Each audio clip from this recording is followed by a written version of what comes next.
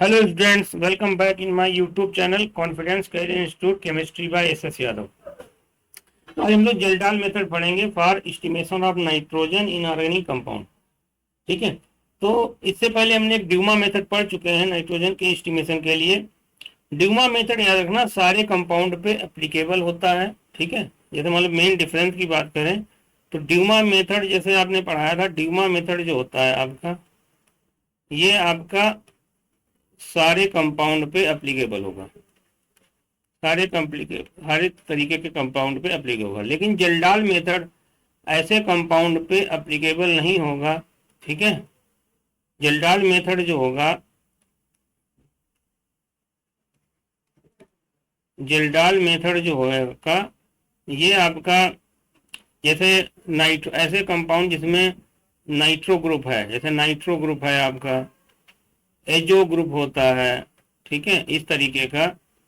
और आपका अगर नाइट्रोजन कहीं रिंग में मौजूद है, जैसे मान लो पिरिडीन जैसे टाइप का एक कंपाउंड होता है, इस तरीके से अगर नाइट्रोजन कहीं रिंग में मौजूद है तो इन कंपाउंड पे आपका एप्लीकेबल नहीं होगा। जैसे मान लो जैसे नाइट्रोबेंजीन है, इसको हम लोग जेल्डाल मेथड इस पे यूज नहीं कर पाएंगे, ड्यूमा मेथड कर लेंगे। ठीक है, फिर जैसे मान लो डाइजोनियम सॉल्ट है, डाइजोनियम सॉल्ट है,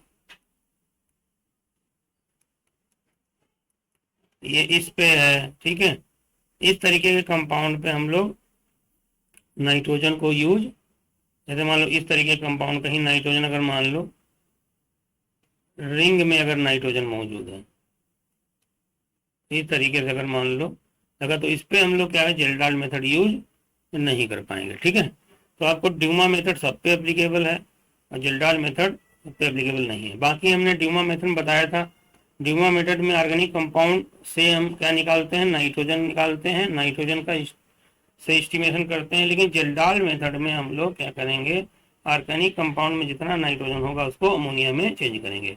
इस टॉपिक पे क्वेश्चन आपके 2 बार नीट में पूछा जा चुका है कि with the following compound is not estimated by Kjeldahl method. ठीक है, तो इस टॉपिक पे नीट में 2 बार क्वेश्चन आपका आ चुका है, इसको याद रखिएगा। चलिए, तो नेक्स्ट टॉपिक पे हम लोग बढ़ते हैं, नेक्स्ट कॉन्सेप्ट। अब इसमें जेल्डाल मेथड में होता क्या है भाई, देखो बेसिकली हम लोग बढ़ते हैं जेल्डाल मेथड में हम लोग ऑर्गेनिक कंपाउंड को पहले हम क्या करते हैं, इस क्लास के अंदर हम कोई भी ऑर्गेनिक कंपाउंड होता है उसको हम लोग कंसंट्रेटेड H2SO4, कंसंट्रेटेड H2SO4 शांत सल्फ्यूरिक एसिड से रिएक्शन कराएंगे।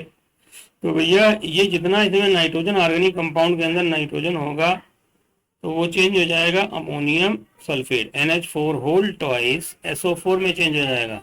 और जब इसकी हम लोग इस प्रोसेस को कहते हैं डाइजेशन। क्या कहते हैं, डाइजेशन।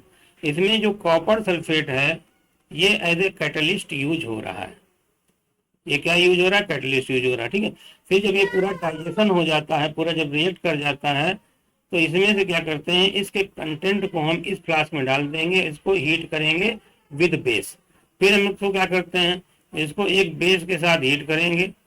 तो बेस के साथ जब हीट करते हैं तो भैया जानते हो ये स्ट्रॉन्ग बेस होगा। ठीक है, स्ट्रॉन्ग बेस होगा, देन अमोनिया। स्ट्रॉन्ग बेस होगा देन अमोनिया। अमोनिया भाई बेसिक होती है। क्यों अमोनिया भाई बेसिक होती है, कि अमोनिया के ऊपर एक लोन पेयर आपका रखा रहता है, तब जानते हो।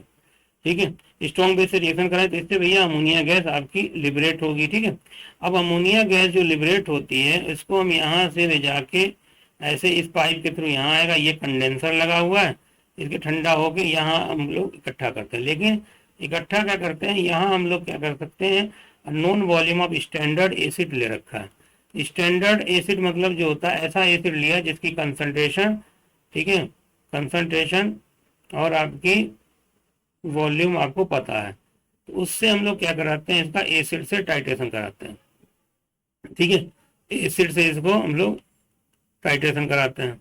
तो एसिड से टाइट्रेशन कराएंगे, टाइट्रेशन कराएंगे तो भैया अगर आपका एसिड, अगर मान लो जितना एसिड यूज होगा उतना ही अमोनिया का अमाउंट उसी के प्रोपोर्शन में होगा, यानी उसी के प्रोपोर्शन में अमोनिया का अमाउंट होगा। यानी आपका अगर इसमें हम लोग कहें milli equivalent of ammonia equal to milli equivalent of acid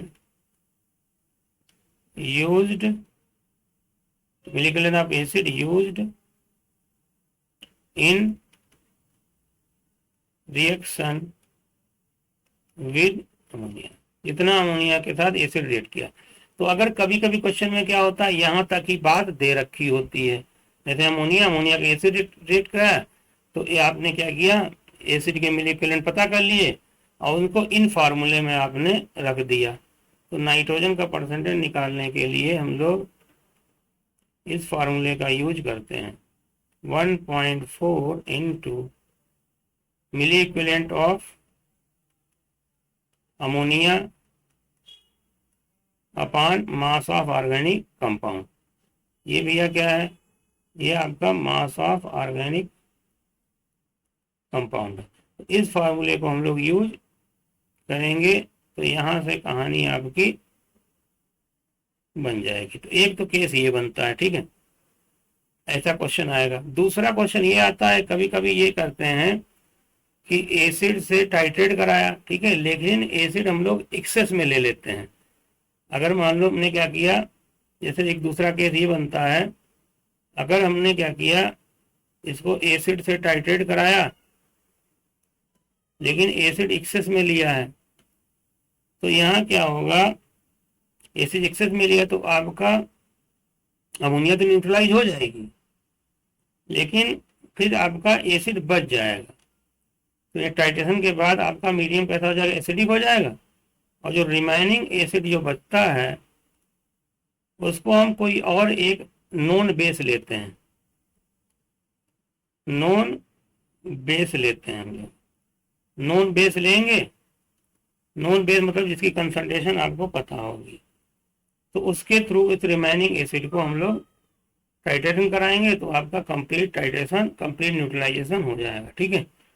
तो इसके केस में क्या करते हैं, ये केस आपका 2, अगर केस 2 मतलब आपका अगर लगाएंगे तो इसमें आपका क्या होगा, मिली इक्विवेलेंट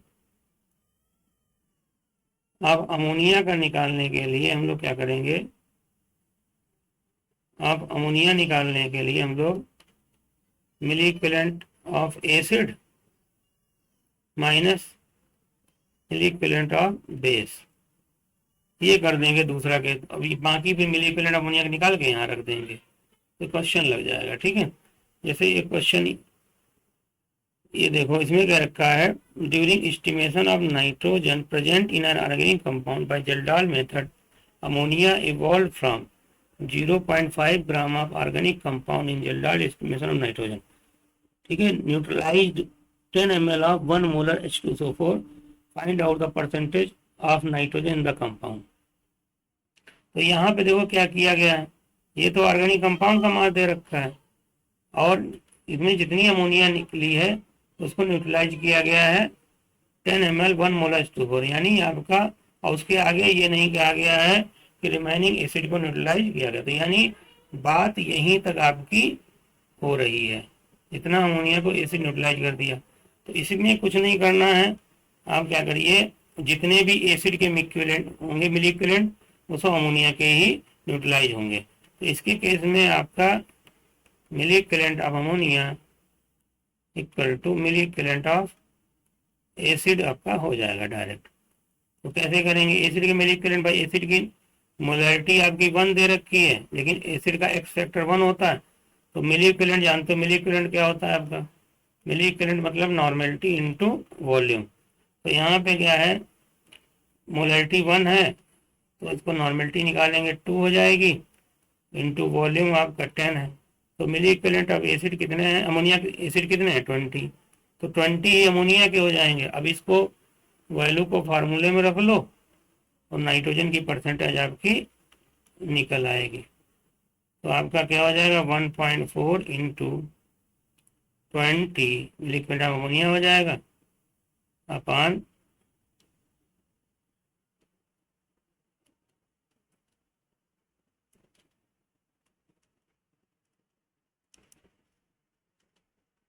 ठीक है।